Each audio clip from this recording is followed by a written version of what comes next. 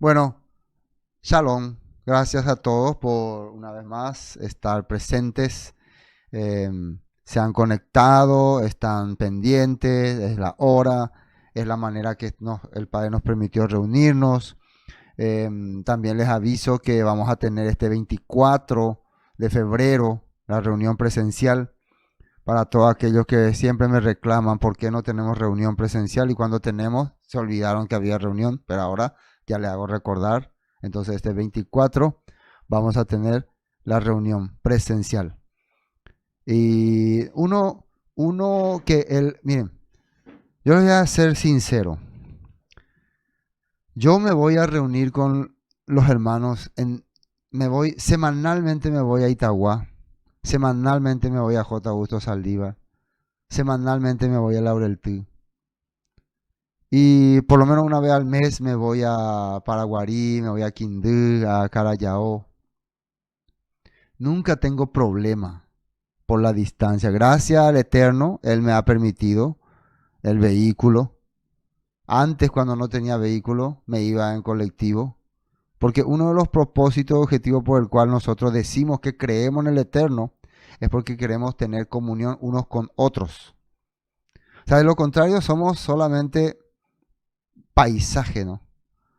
Si nosotros no tenemos ese deseo de compartir unos con otros, entonces, ¿qué es lo que creemos, no? ¿Qué es lo que entendemos por Torah, por palabra, por restauración?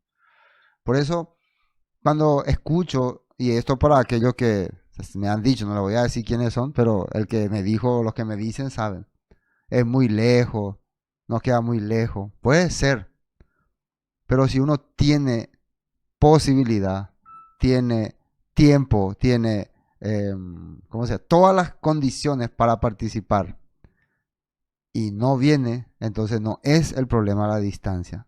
Y aceptamos y entendemos para aquel que no puede llegar porque su situación no le da.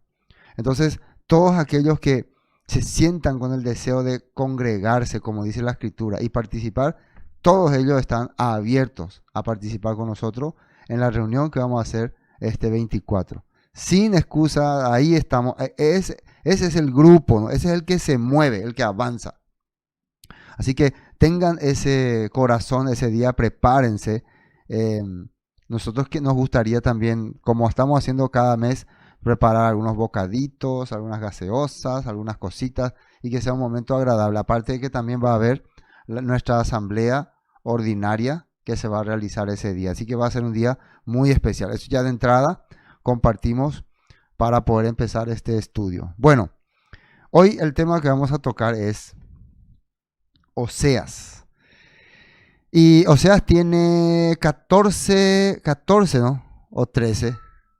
A ver un poco.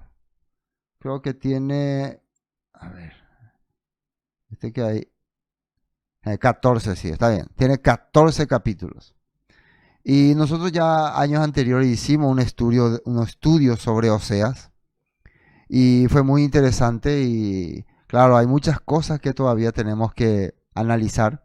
Ustedes pueden entrar a nuestra página Palabra de Vida Eterna y buscar el libro de Oseas y ahí van a encontrar cada capítulo, ¿no? Pero hoy nosotros vamos a hacer una tipo introducción y para que nos pueda ayudar a entender un poco, escudriñando algunos textos, cuál es el mensaje de Oseas para Israel. Y en especial en este primer capítulo y un poquito del segundo y el tercer capítulo vamos a tocar. Así que estemos pendientes. Primero, palabra de Yahweh, el Eterno, que vino a Oseas, ¿no? Hijo de Beari. Y miren, es interesante cómo la Biblia nos hace entender de probablemente en qué tiempo se escribió este texto. Oseas era no tan contemporáneo del profeta Isaías, o sea, Oseas era primero y cuando en sus últimos tiempos,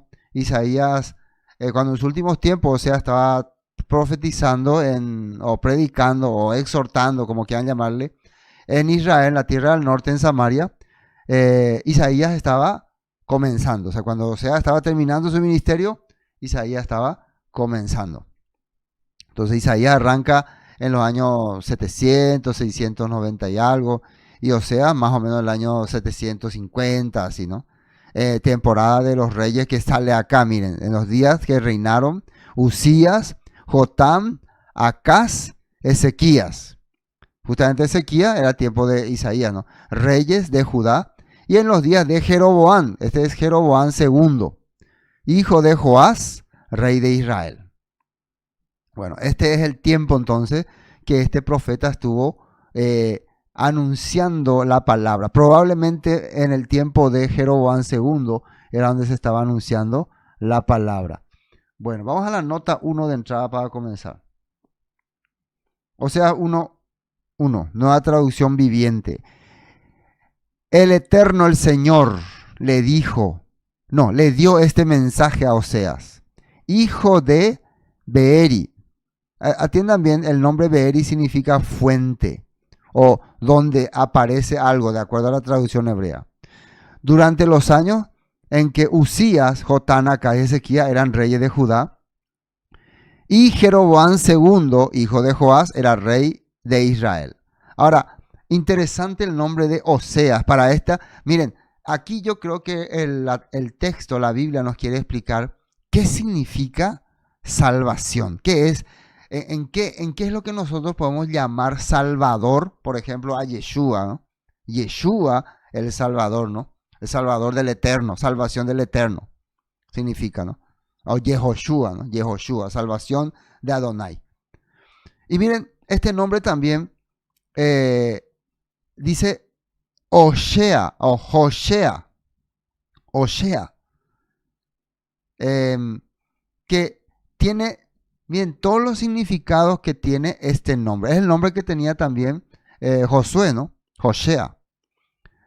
Amparar, atiendan bien. Ayuda, ayudar, conservar, dar, defender, favorecer, guardador, guardar, libertador, librar, rescatar, salvación, salvador, salvar, socorro, vengar y victoria. Todos estos nombres se relacionan con Oshea. Y cuando nosotros hablamos de la palabra nombre, Shen en el hebreo, siempre se le asigna a una persona que va a ejecutar algo, que va a manifestar algo.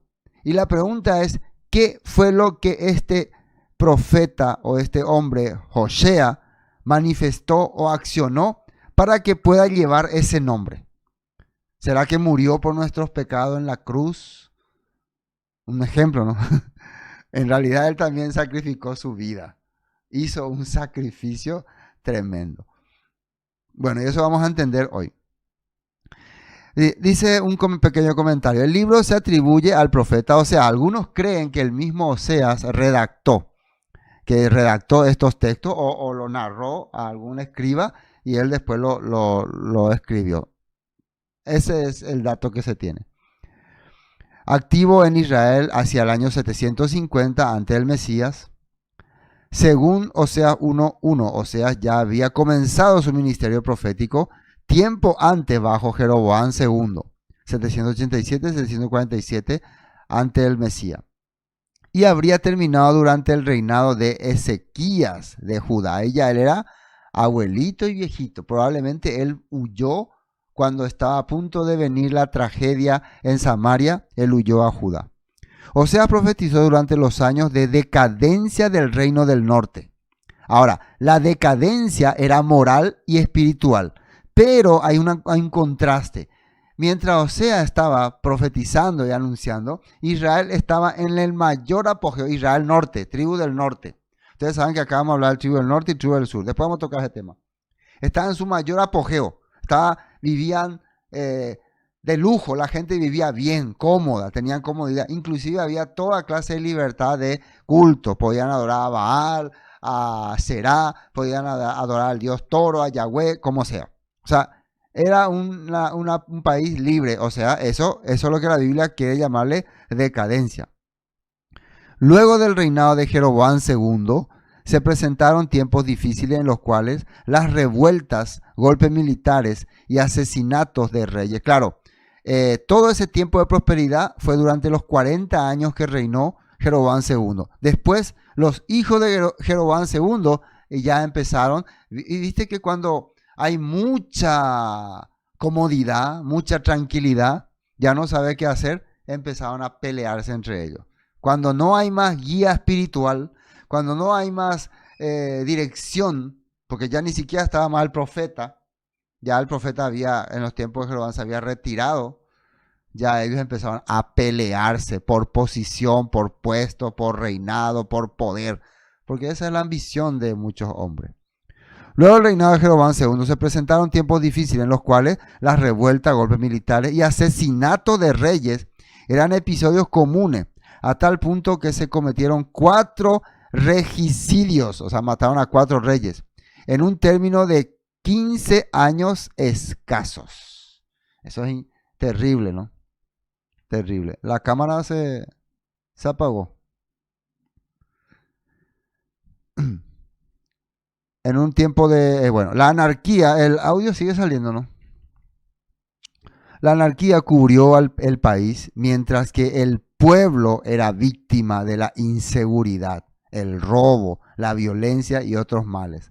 Ante la gravedad de la situación, la corona pidió ayuda, como había sucedido en el pasado, a los grandes poderes imperiales de la región, Asiria y Egipto. Y aunque al principio ellos pensaron que eso iba a ser su solución, después fue su tragedia. Bueno, veamos antecedentes históricos. Antes de entrar completo en el libro de Oseas, vamos a ver unos antecedentes históricos interesantes. ¿Qué ocurría mucho antes? El caso de la profecía de Oseas en el año 750. Pero para entender bien por qué estaba viviendo el país así, vamos atrás. Vamos a retroceder unos 200 años atrás, o 250 años atrás, en los tiempos en que Salomón todavía estaba reinando. Antecedentes históricos. Año 950 antes del Mesías, Elohim divide el reino, dice. Primera de Reyes 11:35. Pero esto le está hablando el Todopoderoso a Jeroboam I. Jeroboam I era el secretario de Salomón y le está diciendo: yo voy a quitarle el reino a Salomón por los pecados que ha cometido. Dice: pero quitaré el reino de la mano de su hijo y lo daré a ti, Jeroboam II. Jeroboam I, ¿no? Las 10 tribus. Y a su hijo daré una tribu para que mi siervo David tenga lámpara. Se está escuchando bien, ¿verdad? Tenga lámpara todos los días delante de mí en Jerusalén, ciudad que yo elegí para poner en ella mi nombre.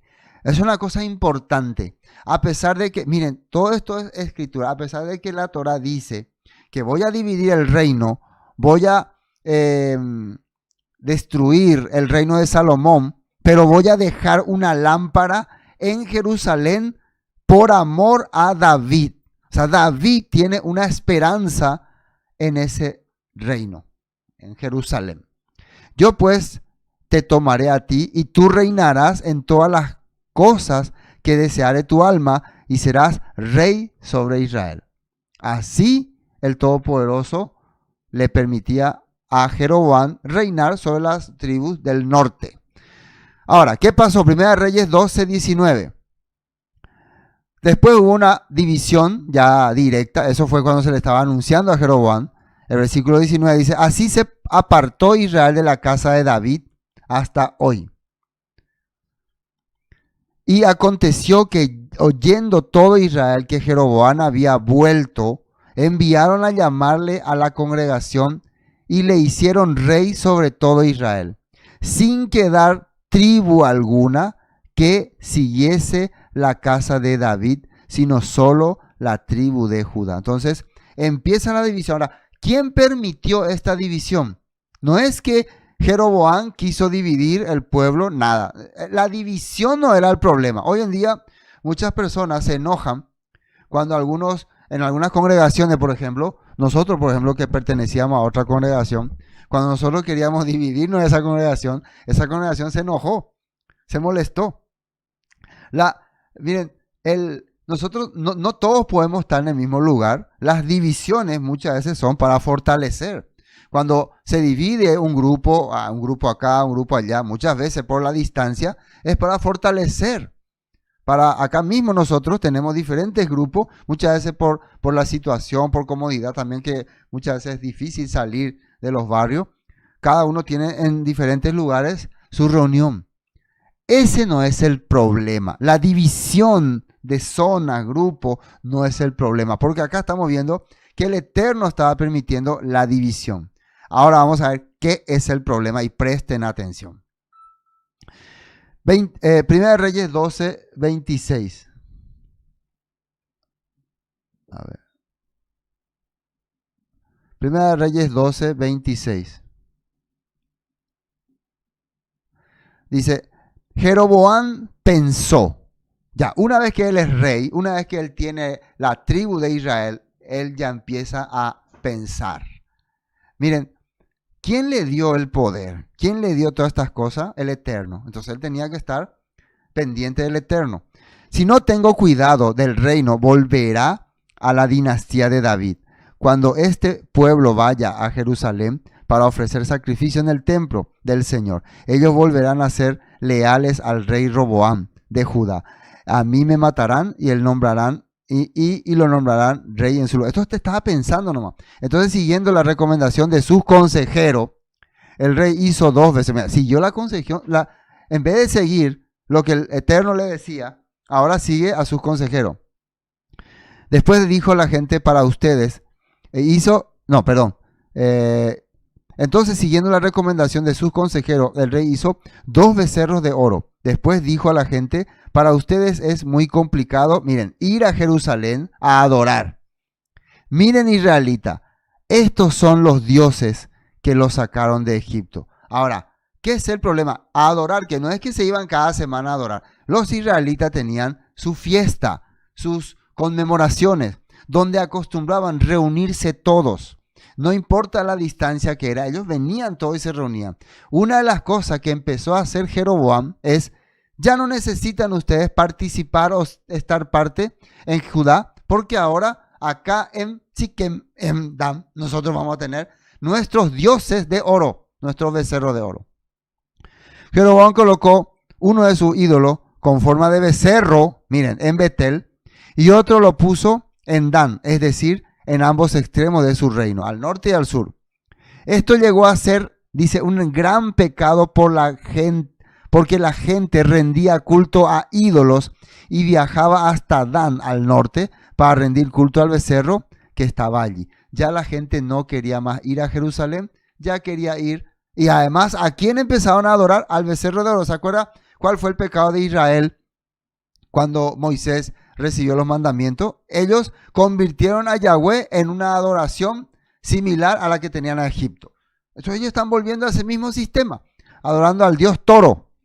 Primera de Reyes 12:32. También instituyó un festival religioso en Betel, que se celebra el día 15 del 8º mes y que era una imitación del festival de las enramadas en Judá.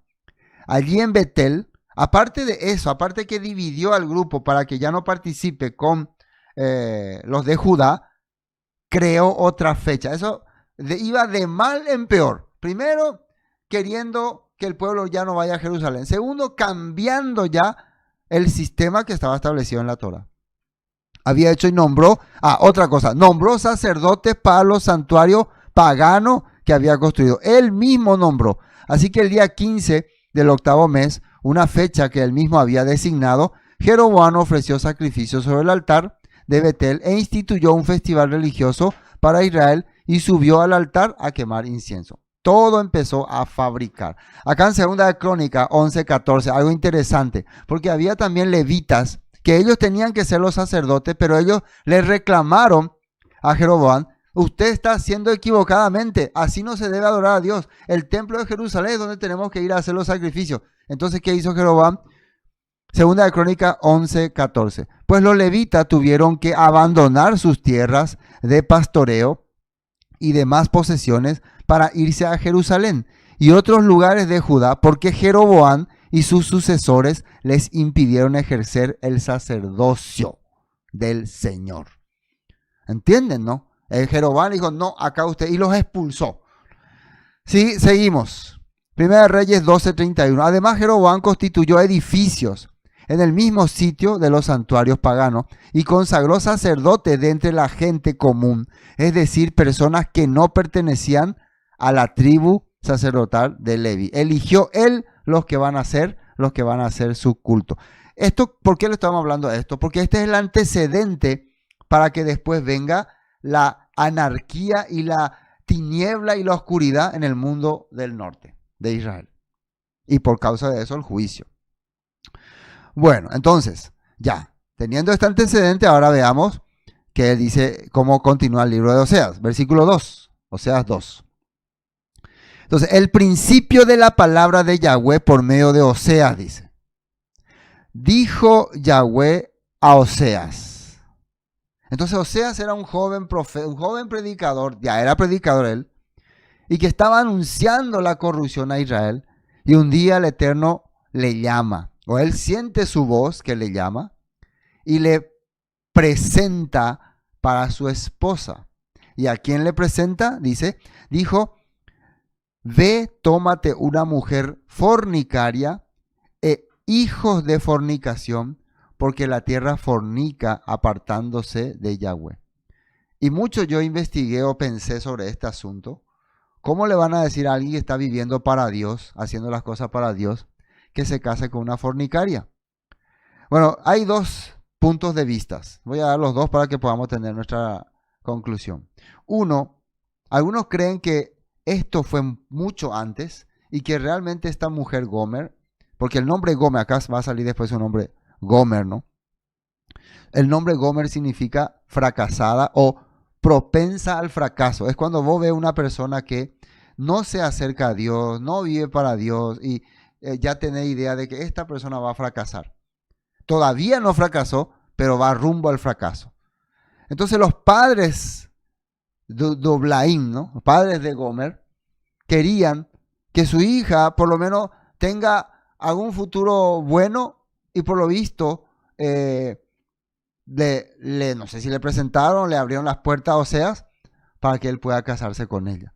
Esa es una versión. Otro, que realmente era una mujer que estaba en la calle y que Oseas fue y la rescató. Yo opto por la primera opción. Porque el nombre dice eso, ¿no? El nombre nos hace decir que propensa al fracaso. O sea, una mujer que está destinada al fracaso. Entonces, ¿por qué el Todopoderoso haría que su profeta se case con una mujer que está destinada al fracaso? Porque quiere enseñarle algo a su pueblo con la vida de Oseas. Porque el nombre significa vivencia, salvador, rescate, todo lo que habíamos dicho. Entonces, esta mujer está propensa al rescate, al fracaso, necesita a alguien que le rescate, que le ayude, a pesar de toda la dificultad que va a pasar. Vamos a ver. Entonces, el principio de la palabra de Jehová dijo, o sea, ve, toma una mujer fornicaria e hijos fornican porque la tierra fornica apartándose del Eterno. Vamos a la nota 2.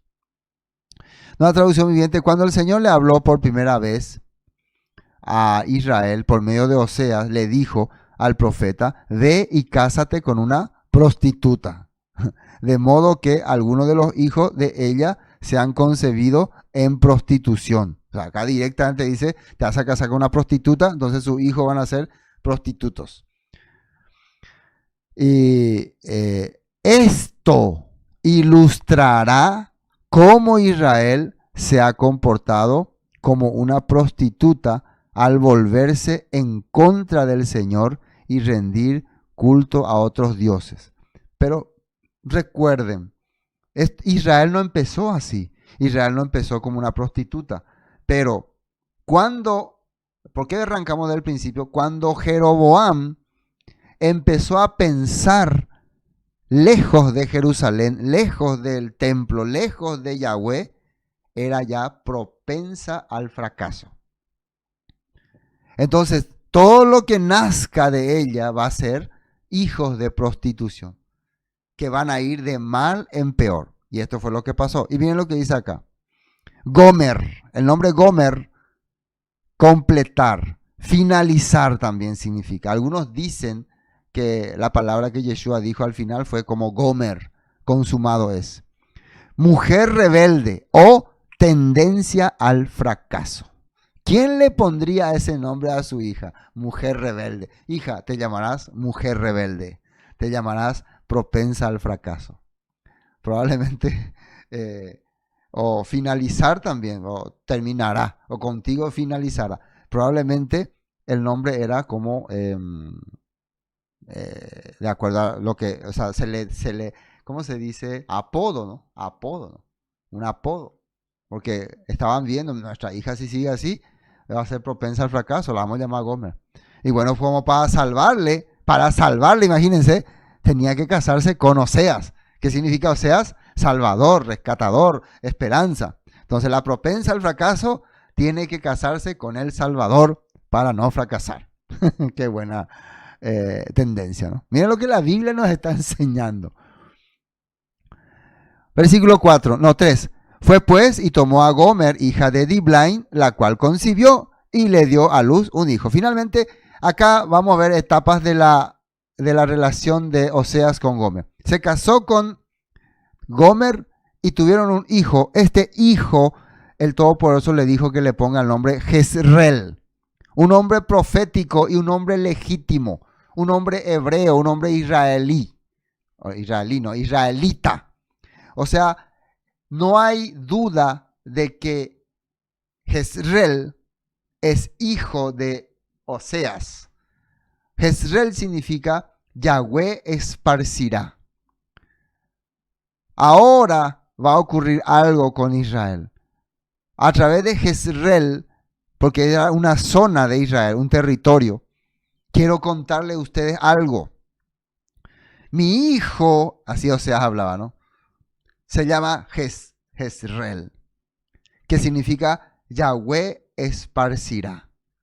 El pueblo va a ser esparcido entre las naciones.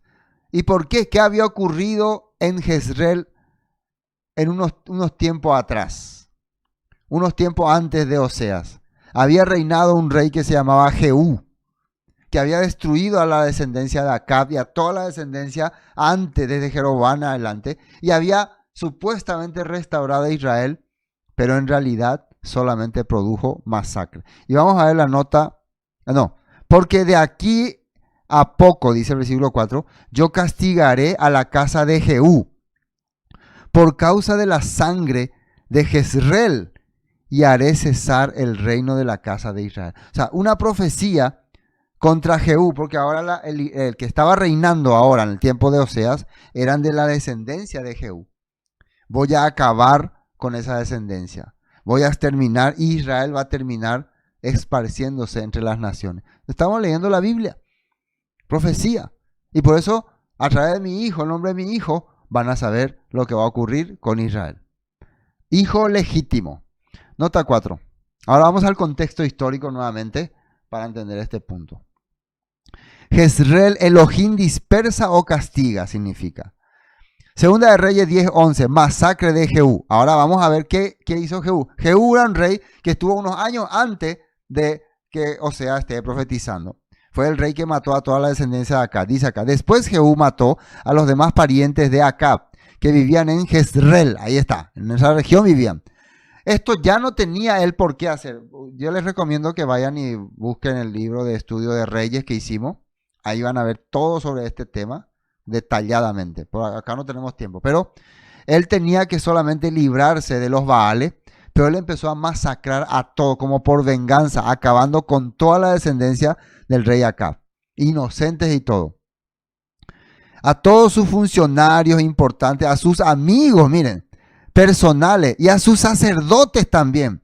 Así fue como a Acab no le quedó ningún descendiente. O sea, hizo una masacre. Mató muchísima gente innecesaria. Entonces, esto el Eterno entendió como que Jehú no entendió mi voluntad. Y vino sobre él una profecía. Segunda de Reyes 10:28. Así exterminó Jehú a Baal de Israel. Con todo eso, miren lo que dice acá, Jehú no se apartó de los pecados de Jeroboam, hijo de Nabat, que Jeroboam el primero, ¿no?, que hizo pecar a Israel y dejó en pie los 2 becerros de oro que estaban en Betel y en Dan. De eso él no quiso librarse. Se libró de Acab, se libró de toda su descendencia, se libró de todos los enemigos, menos de los dos becerros. Porque para ellos los becerros representaban autoridad y poder. Y también que el pueblo no regrese a Jerusalén. Y Yahweh dijo a Jehú: por cuanto has hecho bien ejecutando lo recto delante de mis ojos, e hiciste a la casa de Acab conforme a todo lo que estaba en mi corazón, tus hijos se sentarán sobre el trono de Israel hasta la cuarta generación. Mas Jehú, dice acá, eso es la promesa del Eterno, mas Jehú no cuidó de andar en la Torá del Eterno, que quiere decir que empezó a corromperse terriblemente, de Elohim de Israel, con todo su corazón, ni se apartó de los pecados de Jeroboam, el que había hecho pecar a Israel. Siguió adorando los becerros. En aquellos días comenzó Yahweh a cercenar el territorio de Israel y los derrotó a Sael por todas las fronteras. O sea, empezó a caer el poder de Israel. Pero bueno, continuemos. Segunda de Reyes 13:1. En el año 23 de Joás, hijo de Ocosías, rey de Judá, comenzó a reinar Joacás. Ya murió Jehú, hijo de Jehú. Su hijo reina Joacás sobre Israel en Samaria y reinó 17 años. Y vamos a ver cómo actuó este hijo de Jehú. E hizo lo malo ante los ojos de Yahweh y siguió los pecados de Jeroboam 1, ¿no? Hijo de Nadab, el que hizo pecar a Israel, y no se apartó de ellos. ¿Por qué siempre recuerdan el pecado de Jeroboam? Porque Jeroboam lo que hizo es no permitir, y atiendan bien esto, que el pueblo se congregue. Ese era el pecado de Jeroboam. No quería que el pueblo se congregue. Hermano, hoy en día la religión, ¿no? El sistema religioso, el fanatismo, impide que nosotros podamos reunirnos. Yo muchas veces quiero compartir, ¿no?, con hermanos de otras congregaciones, ¿no?, especialmente donde estaba antes, ¿no? Pero como hay mucho celo, mucha discrepancia, sus líderes interrumpen, impiden. Nosotros, gracias al Padre, tenemos una asociación de pastores, ¿no? Claro, nos reunimos ahí con los pastores y es muy bueno compartir, hablar, ver nuestra situación. Ahí no hablamos, no tocamos teología, no tocamos nada. Más bien compartimos la situación, cómo estamos pasando. Y se sienten muy bien. Yo me siento muy bien cuando estoy con ellos. Porque escucho sus necesidades también, sus problemas, sus ayudas, sus logros, sus fracasos. Pero cuando hay líderes que tienen celo o se sienten como dioses, hacen esto que les voy a decir. No permiten que su gente se reúna con otros. Los aparta, los separa. Ese era el pecado de Jeroboam. Y siempre se está acordando la escritura. Y peor, ¿cómo hace eso? Los aparta de la Torá, los aparta de la guía del Eterno. E hizo pecar a Israel y no se apartó de ellos. Después, Segunda de Reyes 13:10. En el año 37 de Joás, rey de Judá, comenzó a reinar Joás, hijo de Joacás, sobre Israel en Samaria y reinó 17 años. E hizo lo malo ante los ojos de Yahweh, no se apartó de todos los pecados de Jeroboam, hijo de Nadab, que hizo pecar a Israel, en ellos anduvo. También este rey Joás hizo lo mismo. Segunda de Reyes 14:23. Acá ya viene Jeroboam II. O sea que ya entramos en los tiempos de Osea. Acá recién entramos en los tiempos de Osea. Para que vean todo el antecedente que ha ocurrido. Jeroboam II, hijo de Joás, comenzó a gobernar Israel durante el año 15 del reinado de Amasías en Judá. Y reinó en Samaria 41 años. Este tiempo es donde Osea estuvo predicando durante mucho tiempo. Y donde el reino prosperó económicamente, pero decayó moralmente. Jeroboam hizo lo malo a los ojos de Yahweh. Se negó a apartarse de los pecados de su antepasado, que se llamaba igual que él, Jeroboam I, hijo de Nadab, hizo cometer a Israel. Siguieron en el tiempo de Jeroboam II.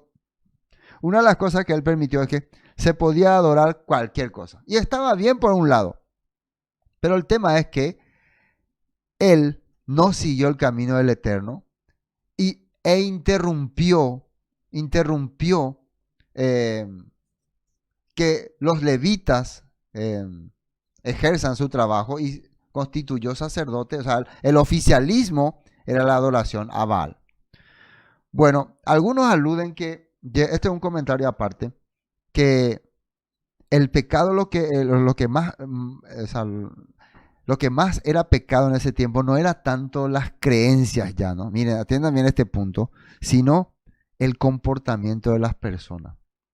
O sea, había muchos homicidios, violaciones, no se respetaban los derechos de los ciudadanos, se le estafaba al pobre, se le explotaba al esclavo. Ese era más que todo el problema en el reino de Jeroboam. Ya no había tanta persecución religiosa. Más bien, Jeroboam no le importaba en qué crean. Probablemente él creía cualquier cosa, pero se decayó la mente. Y cuando yo veo esto y escucho esto, me imagino los tiempos de ahora, ¿no? Cuando las personas quieren vivir como se le da la gana y sin creer nada y haciendo lo que se le da la gana. Entonces se corrompe el pueblo. Y ese es el tiempo que estaba profetizando Oseas. Y ahí ya ven el resultado. Esta muchacha, Gomer, ¿cómo era? Libre. Se podía prostituir, se podía ir con otro hombre, se embarazó probablemente de otro hombre. Bueno, vamos a avanzar porque la hora se nos va. Versículo 5. Y en aquel día quebraré yo el arco de Israel y el valle de Jezreel. Entonces la profecía de que va a quebrantar a Israel. Nota 5 dice un texto que sale en Deuteronomio 29-27. Nota 5. Por tanto se encendió la ira de Yahweh contra esta tierra para traer sobre ella todas las maldiciones escritas en este libro. Y Yahweh los desarraigó de su tierra con ira, con furor y con grande indignación, y los arrojó a otra tierra como hoy se ve. Esa es una profecía que estaba en la Torah. Ahora, versículo 6. Concibió ella otra vez, ya ese es su segundo hijo, a luz una hija, esta vez, y le dijo Elohim, ponle por nombre Lo-Ruhamá. Lo-Ruhamá. ¿Qué significa Lo-Ruhamá? No me compadeceré más de la casa de Israel, sino que los quitaré del todo. Y Lo-Ruhamá era aparentemente una hija no reconocida, o sea, una hija de Oseas, pero en medio de esa, en el matrimonio, ya Gomer ya le había sido infiel a Oseas. Entonces, ¿cómo se puede decir? Una hija, acá dice no compadecida o no reconocida o sospechosa. No puedo confirmar que sea mi hija, algo así, ¿no? No es mi hija 100%. Puede ser que sí, puede ser que no. Porque Gomer estaba viviendo en pecado. Una forma de hacerle entender al pueblo, así como Oseas tiene esta hija, que no es 100% seguro que sea su hija, ustedes también, la vida que están llevando, no hace que sean, aunque todavía están en Israel, todavía tienen el reino, todavía tienen el territorio, pero no son seguros de que sean mis hijos, porque ya están totalmente corrompidos. Nota 6. O sea, 1.6 dice, a poco tiempo Gomer quedó embarazada otra vez y dio a luz una niña. Entonces el Señor le dijo a Oseas, ponle por nombre a tu hija Lo-Ruhamá. No amada, dice, no amada. Porque ya no le demostraré amor al pueblo de Israel ni los perdonaré. O sea, yo ya no tengo, esa es una expresión porque están viviendo una vida ya corta. Pero todavía, recuerden, todavía están reinando. Todavía tienen el poder, pero Dios ya no les quiere reconocer. Es como, esta es tu hija, Oseas, tengo dudas. La vida que vos estás llevando, Gomer, me da sospechas y tengo duda que sea mi hija. Miren lo que dice Deuteronomio 30:14. Por el contrario, el mensaje está muy al alcance de la mano, está en tus labios y en tu corazón para que puedas obedecerlo. Ahora escucha, este día te doy a elegir entre la vida y la muerte, entre la prosperidad y la calamidad.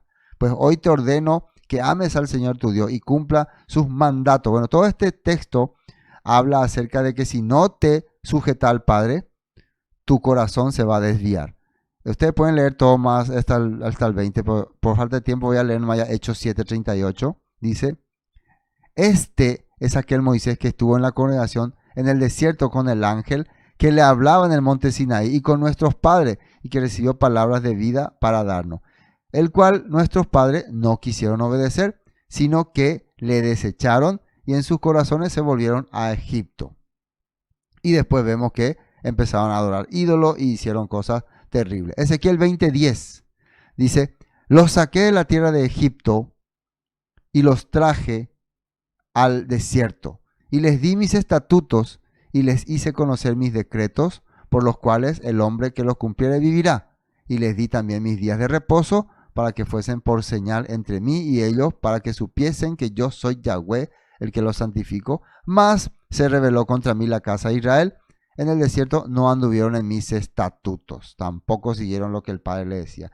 Y más abajo, estoy resumiendo nomás porque por falta de tiempo. En todo momento, 2 de Reyes 17:37, ustedes después pueden buscar estos textos que están viendo ahí y los leen completo, ¿no? Hagan el trabajo. En todo momento, asegúrense de obedecer los decretos, la ordenanza, las instrucciones y los mandatos que él escribió para ustedes. No deben rendir culto a otros dioses. No deben rendir culto a otros dioses. No olviden el pacto que hice con ustedes. No rindan culto a otros dioses. Adoren solo al Señor su Elohim. Él es quien los librará de todos sus enemigos. Sin embargo, la gente no quiso escuchar y siguió con sus prácticas antiguas. Así que, si bien los nuevos residentes adoraban al Señor, también rendían culto a sus ídolos y hasta el día de hoy sus descendientes hacen lo mismo. Estamos viendo entonces cómo estaban ellos sirviendo corrompidamente y todo esto era en tiempo de la caída de Samaria y para Samaria. Bueno, versículo 7, mas la casa de Judá, no lo bruja más porque no me compadeceré más de Israel, sino que los quitaré del todo. Mas la casa de Judá tendré misericordia. Atiendan bien. Ustedes del norte, porque ya vivieron corrompidamente, me han traído hijos medio dudosos, los voy a quitar, los voy a borrar, los voy a desaparecer. Pero Judá tendré misericordia y los salvaré. O sea, por Yahweh tu Elohim. Y los salvaré con arco. Y no los salvaré, con arco, ni con espada, ni con batalla, ni con caballo, ni jinete. Ahora, el contexto histórico de esto, para los que no entienden, en aquel tiempo había un imperio que estaba queriendo dominar a Israel y al final dominó las tribus del norte que se llamó Samaria y todo su alrededor. Era el imperio asirio. Pero cuando quiso conquistar Judá, Dios ayudó a Judá. Y tenemos la historia del ángel que mató a 185,000 asirios. Entonces, la Biblia nos muestra que a pesar de que también Judá vivió en rebeldía, ellos siempre se acercaron al profeta, que en ese tiempo fue el profeta Isaías. El rey Ezequías se fue y se humilló en el templo, de rodillas se puso y clamó al Padre para que los libre. Pero los reyes de Israel no hicieron eso.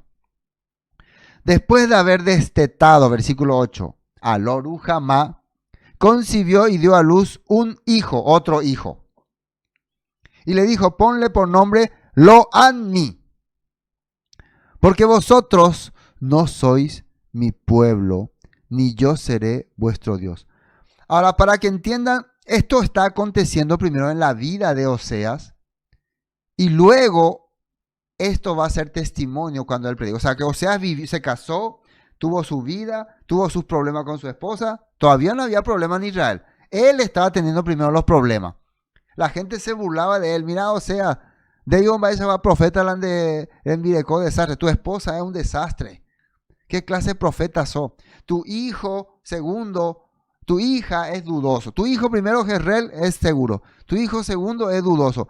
Y tu tercer hijo sí que no sabe ni dónde está ni cómo nació. ¿Por qué? Porque Oseas su esposa la había abandonado. Su esposa la había dejado con los dos hijos, con Jezreel y Lo-ruhamah, y se fue a vivir con amantes. Se fue a vivir se fue a prostituirse, definitivamente. Y Oseas se quedó a cuidar a los niños. o sea, terrible esta situación. Eso estaba ocurriendo primero en la vida de Oseas. Después el Todopoderoso va a restaurar a Oseas Y después cuando ya la vida de Oseas es restaurada, con su familia restaurada, él empieza a predicar y su testimonio es lo que el Padre quiere que él comente para que vean las personas qué va a ocurrir con ellos. Pero, ¿por qué? ¿Por qué primero restaura su vida? Porque si no restaura su vida, ¿cómo las personas van a poder escuchar a un profeta que está viviendo una vida fracasada? El fracaso le llegó primero y él pudo restaurarse con toda su familia y ahora podía compartir. Pero en este momento no está explicando lo que ha pasado. Entonces dijo Elohim, ponle por nombre Lo Anmi. Lo es no, Anmi es pueblo. Porque vosotros no sois pueblo, ni yo seré vuestro Dios. Lo que Dios le está haciendo entender. Primera etapa, pueblo legítimo, pero destinado a esparcirse. Segunda etapa, todavía tiene el reino, pero son dudosos porque ya no viven como pueblo, viven totalmente corruptos. Y tercer hijo, ya no sabe dónde nació, ya no nació en Israel, ya no nació en la familia, nació afuera.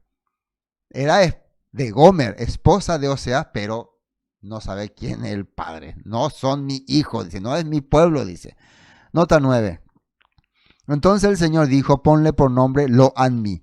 No es mi pueblo, no es mi hijo. Dios no le reconoce, porque Israel no es pueblo, no es mi pueblo y yo no soy su Dios.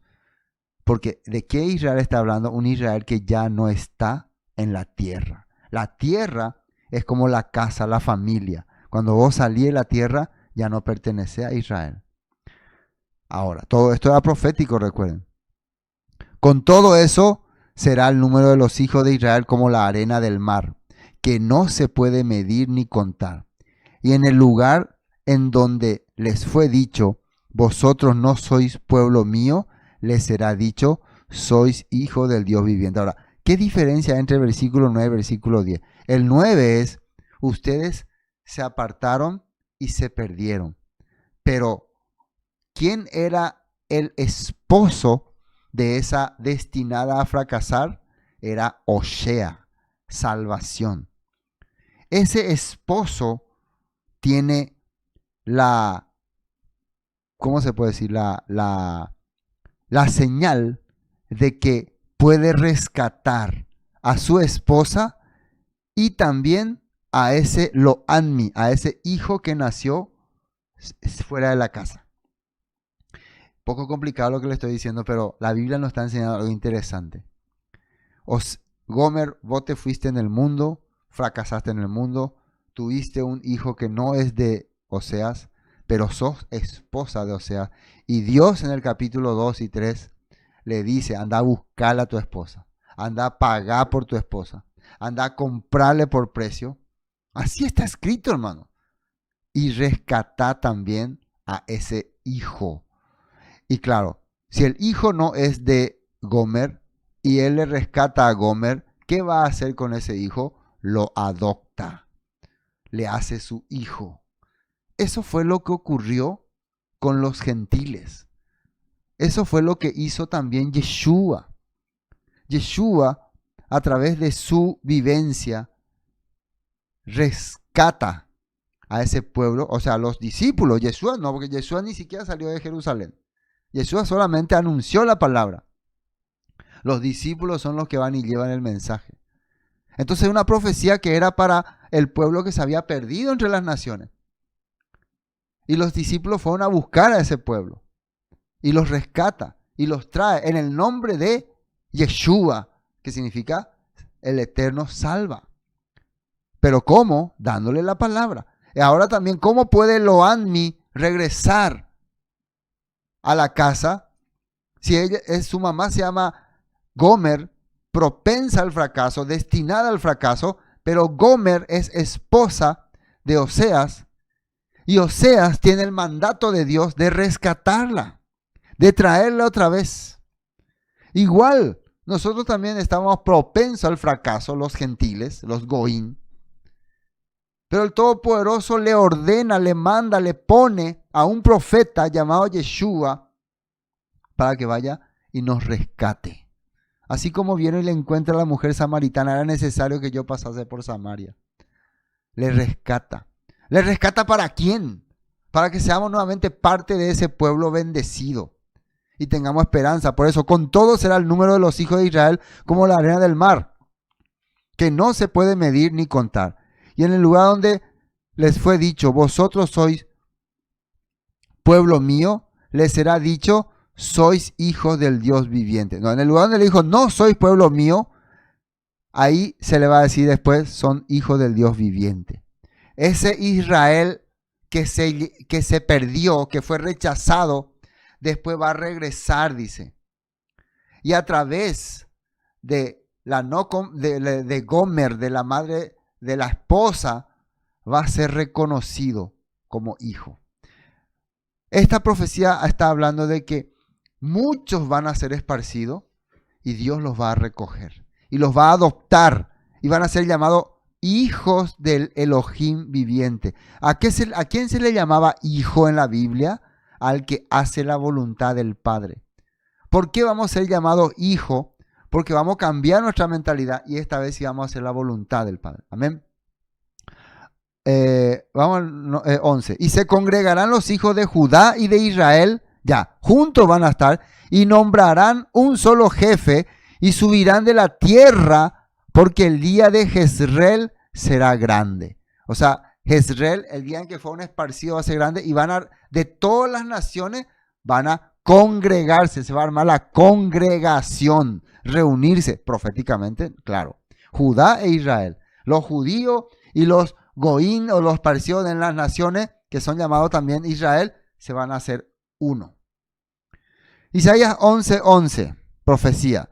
Ese día el Señor extenderá su mano por segunda vez para traer de regreso al remanente de su pueblo los que queden en Asiria y al norte de Egipto, en el sur de Egipto, Etiopía, Elam es allá hacia Babilonia, en Babilonia, Hamat, y todas las tierras costeras distantes. Fíjense que Isaías está extendiendo todas, lejos está yendo. No simplemente ahí en el entorno. Levantará, acá sale la palabra bandera o estandarte o pendo, algo que les va a llamar la atención en medio de las naciones y reunirá a los desterrados de Israel. Juntará al pueblo disperso de Judá desde los confines de la tierra, dice. Algo va a llamar la atención de todos los habitantes esparcidos para que quieran nuevamente ser parte de su pueblo. Nosotros, los que creemos en Yeshua, estamos convencidos que esa bandera o ese estandarte fue el nombre de Yeshua. Se puede decir, hasta la fe católica, hasta la fe mormona, la fe testigo de Jehová, toda la fe había y posible, porque lo que nosotros nos atrajo fue el querer saber sobre el Creador. Y todas las religiones en una parte nos abrieron las puertas para conocer al Creador, para conocer las historias de Israel. Y si hoy llegamos a este conocimiento, es porque el Todopoderoso nos estaba buscando y utilizó todos los métodos posibles para volvernos a recuperar, porque envió a su profeta, que es Salvador. Dice, entonces por fin terminarán los celos entre Israel y Judá y dejarán de ser rivales, porque hoy en día todavía hay rivalismo entre judíos y gentiles, vamos a decir, porque eso se formó antes. Pero cuando todos entiendan que todo era plan del Padre para nuevamente hacernos un pueblo, se terminará. Por eso hay muchos judíos que ahora creen en la restauración de Israel, en el regreso de los gentiles, y no sienten peso por creer en los apóstoles, en Yeshua. No, porque ya han abierto su mente. Romanos 9:25, el apóstol Pablo relaciona Oseas con los gentiles. Fíjense, esto no es algo que yo estoy inventando. El apóstol Pablo se acordó en su carta a los romanos del libro de Oseas. Dice, como también en Oseas dice, llamaré pueblo mío al que no era mi pueblo, y a la no amada, amada, a lo admi. Ahora le está diciendo a los romanos, ustedes son lo admi. Y el Todopoderoso ya había hablado de ustedes en el libro de Oseas. Y en el lugar donde se les dijo, vosotros no sois mi pueblo, Allí serán llamados hijos del Elohim viviente. También Isaías clama tocante a Israel, dice, si fuera el número de los hijos de Israel como la arena del mar, tan solo el remanente será salvo, dice. Porque el Señor ejecutará su sentencia sobre la tierra en justicia y con plenitud. Y como antes dijo Isaías, si el Señor de los ejércitos no nos hubiera dejado descendencia, como Sodoma habríamos sido venido a ser, o a Gomorra seríamos semejantes. Dios, el Todopoderoso, dejó su descendencia en el mundo. La descendencia de su pueblo estaba pendiente, ¿no? Y solamente había que llamarlos, identificarlos. Y muchas veces estábamos ahí perdidos en el mundo terrible y nos rescató. Rescate, el nombre de Osea. Por eso aparece en el libro de Mateo, ¿no? Que ellos claman Osheana, porque ellos esperaban un rescatador. Vamos a suponer que no sea Yeshua para muchos el que rescata. El pueblo esperaba un Oshea, alguien que les pueda rescatar de este sistema, de este mundo. Y hasta ahora el nombre que se conoció en todo el mundo, que ha hecho que el pueblo, que todas las personas regresen a la fe hebrea, a la fe en la Torá, a la fe en las fiestas bíblicas, a la esperanza de la restauración, es el nombre de Yeshua, o Yehoshua, o Jesús, como quieran llamarle. Aunque no nos guste, es el nombre que ha sido esparcido por todas partes. Oseas 2.10, pasando a Oseas 2.10, dice, la desnudaré por completo. Esto es lo que va a hacer con su pueblo para que pueda ganar su corazón en público a la vista de todos sus amantes. O sea, ya acá habla de lo que va a ocurrir con Gomer por causa de que estuvo perdida. Nadie podrá librarla de mis manos. Pondré fin a sus festivales anuales, dice, miren, celebraciones de luna nueva y sus días de descanso, todos sus festivales establecidos. Destruiré sus vides y sus higueras, las cuales según ella le dieron sus amantes. Dejaré que crezcan hasta que se conviertan en espesos matorrales, de los que solo los animales salvajes comerán su fruto. La castigaré por todas las ocasiones en que quemaba incienso a las imágenes de Baal, cuando se ponía aretes y joyas y salía a buscar a su amante olvidándose de mí por completo, dice el Señor. Pero luego volveré a conquistarla, dice. La llevaré al desierto y allí le hablaré tiernamente. O sea, voy a darle duro, pero luego la rescataré. Es lo que está ocurriendo con nosotros. Pasamos todas estas penurias, perdimos lo que es nuestras fiestas, empezamos a adorar a los Baales, pero el Padre nos empezó a llamar tiernamente. Le devolveré su viñedo y convertiré el valle de aflicción en una puerta de esperanza. Allí se me entregará como lo hizo hace mucho tiempo, cuando era joven, cuando la liberé de su esclavitud en Egipto. Al llegar ese día, dice el Señor, me llamarás esposo mío en vez de mi Señor. En la Reina Valera dice ish, ¿no? Esposo mío. O sea, esposo es una forma de decir alguien que tiene autoridad legal sobre mí. Y Señor es muchas veces como solamente que vos sos una propiedad nomás.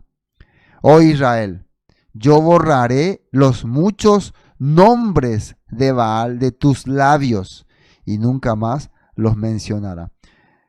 Ahora, hoy en día se habla mucho acerca de no se dice Dios, no se dice Jehová, pero no es eso lo que el Todopoderoso en aquella época no existía esos nombres. Lo que iba a quitar es el deseo de invocar a dioses que no tengan nada que ver con el Creador. De invocar a dioses que le hacían pecar, le hacían corromperse. De eso estaba hablando. No importaba el sonido, como sea. Por favor, no se confundan en ese punto. Nuestros labios van a invocar al Dios verdadero. En ese día haré un pacto con todos los animales salvajes, las aves de los cielos y los animales que corren sobre la tierra, para que no te hagan daño. Quitaré de la tierra todas las armas de guerra, todas las espadas y todos los arcos, para que puedas vivir sin temor, en paz y seguridad. Y finalmente el capítulo 3 dice así. 3:4. Ese estábamos leyendo, era capítulo 2, del 10 al 18. El capítulo 3 dice, versículo 4, esto muestra que Israel estará por mucho tiempo sin rey ni príncipe, sin sacrificios. Siempre cuando hablamos de Israel, estamos hablando de las tribus que fueron perdidas, que ahora están regresando. No de los judíos, no de Judá. Judá siempre estuvo presente. Y dice que mucho tiempo van a estar, que dice, sin rey, sin autoridad, sin quien los pueda guiar, ni príncipe, ni sacrificios, ni columnas sagradas, ni sacerdote, ni siquiera ídolos. Pero después el pueblo volverá y se dedicará al Señor su Elohim y al descendiente de David su rey. O sea, miren, van a dedicarse al Todopoderoso y al descendiente de David su rey. O sea, ¿qué es lo que nos está explicando? Cuando Israel regrese de cautividad, va a servir al Todopoderoso y a la causa por la cual el Eterno les permite regresar, que es su rey, dice, su Señor, su Ish, pero en la tierra, que será su rey. ¿Y quién va a ser? Un descendiente de David. Un descendiente de David. Amén. En los últimos días temblarán de asombro ante el Señor y su bondad. Entonces siempre hablaban de que la descendencia de David iba a ser restaurada y a través de esa restauración iba a volver a regresar la paz y el corazón al pueblo que fracasó. Entonces este es el mensaje de Oseas para Israel. Vendrán fracasos para ustedes porque se apartaron de la Torah. Pero si ustedes llevan el mensaje de esperanza en sus corazones, también para ustedes va a haber, ¿cómo se puede decir? Vida. Muchos israelitas le acompañaron a Oseas cuando él finalmente llegó a un momento en que ya tenía que viajar, salir, porque ya Israel estaba en ruina, y descendió a Judá y muchos lo acompañaron. Y ahí vino la tragedia por las tribus del norte. Vino a Siria, conquistó, destruyó, masacró. Y para terminar, quiero ver cuándo fue destruido Israel. A ver, Segunda de Reyes 17. A ver si nos da. Sí. Fíjense, esto ya cuando fue destruido Israel. Segunda de Reyes 17. Lo que dice ahí. Dice, en el año 10º de Acaz, rey de Judá, comenzó a reinar Oseas. O sea, miren, justo el último rey de Israel se llamó Oseas. Para este tiempo, probablemente Oseas, el profeta, ya no estaba en Israel, ya se fue a Judá. Hijo de Elá, en Samaria, sobre Israel, y reinó 9 años. E hizo lo malo ante los ojos de Yahweh, aunque no como los reyes de Israel. Por lo visto no fue tan malo. Él quiso hacer por lo menos algo bueno, que habían sido antes de él. Contra este subió Salmanasar, rey de los asirios, y Oseas, el rey, no el profeta, fue hecho su siervo y le pagaba tributo. Mas el rey de Asiria descubrió que Oseas conspiraba porque había enviado embajadores a So, rey de Egipto, y no pagaba tributo al rey de Asiria. Entonces empezó a hacer una tránfuga ahí el rey Oseas. Primero él se comprometió a pagar tributo, después voy a engañar al rey de Asiria. Bueno, y no pagaba tributo al rey de Asiria como lo hacía cada año, por lo que el rey de Asiria lo detuvo y lo aprisionó en la cárcel. Y el rey de Asiria invadió todo el país y sitió Samaria y estuvo sobre ella 3 años. En el año 9 de Oseas, el rey de Asiria tomó Samaria y llevó a Israel cautivo a Asiria. Llevó a Israel y lo puso en Alat, en Abor, junto al río de Garzán, y en las ciudades de los Medos. Llevó lejos por toda parte. Ahora, miren lo que dice acá el 7. Porque los hijos de Israel pecaron contra Yahweh su Elohim, los sacó de la tierra de Egipto debajo de mano de Faraón, rey de Egipto, y temieron a dioses ajenos, y anduvieron en los estatutos de las naciones que Yahweh había lanzado delante de los hijos de Israel, y en los estatutos que hicieron los reyes de Israel. Y los hijos de Israel hicieron secretamente cosas no rectas contra Yahweh su Elohim, identificándose y edificando lugares altos en todas sus ciudades, desde las torres de la atalaya hasta las ciudades fortificadas. Y dice más, levantaron a los frondosos, adoraron a Aserá, hicieron incienso, Acá dice versículo 13, Yahweh amonestó a Israel y a Judá por medio de todos los profetas, entre ellos Oseas, de todos los videntes, diciendo, volveos de vuestros malos caminos y guardad mi mandamiento y mi ordenanza conforme a todas las leyes que yo os prescribí a vuestros padres y que os he enviado por medio de mis siervos los profetas. Mas ellos no obedecieron, antes anduvieron en la cerviz como la cerviz de sus padres, los cuales no creyeron en Yahweh su Elohim. Y desecharon sus estatutos y el pacto que había hecho con sus padres y los testimonios que él había prescrito a ellos, y siguieron la vanidad y se hicieron vanos. Se hicieron vanos y fueron en pos de las naciones que estaban alrededor de ella, de las cuales Yahweh les había mandado que no. Y acá dicen muchas cosas más que hicieron. Pero bueno, para que puedan entender todas las tragedias que causó que Israel haya fracasado. Este es el mensaje entonces que el profeta Oseas quiere dar a Israel. Un mensaje de que te va a venir estas cosas, pero hay esperanza si cambia tu corazón. ¿Ven? Bueno, y hasta aquí vamos a compartir. Shalom.